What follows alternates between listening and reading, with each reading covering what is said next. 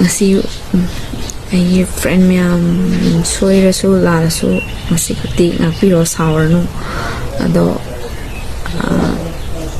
aisna le sabi oramaba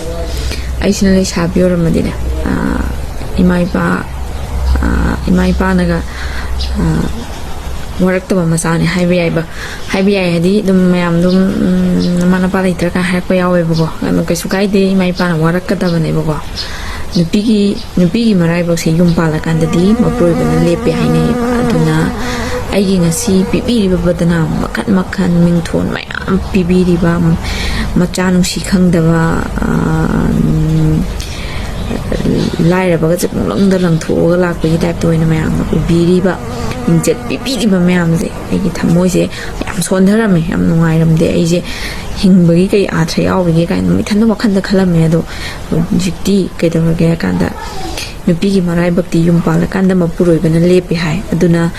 aigi irai bakki oina ngasi pibiri ba mingthon punamakse aigi aphaba ipuroi ba ma phangjabadagi mingthon mayam je phangjabane khanjaraga ai penthokjare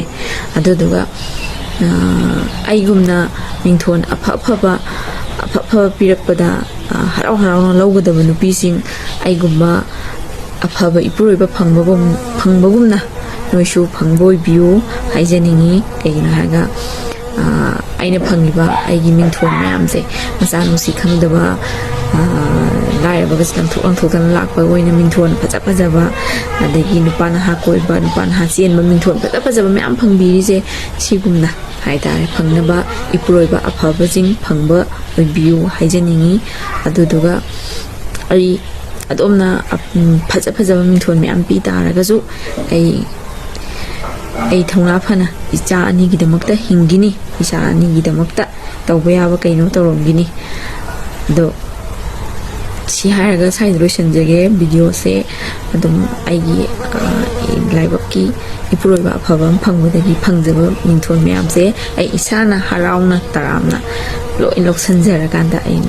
ngasi dagi ai hingbagi miyamna bibi ba thona achobani khallaga hingba ngamba oijage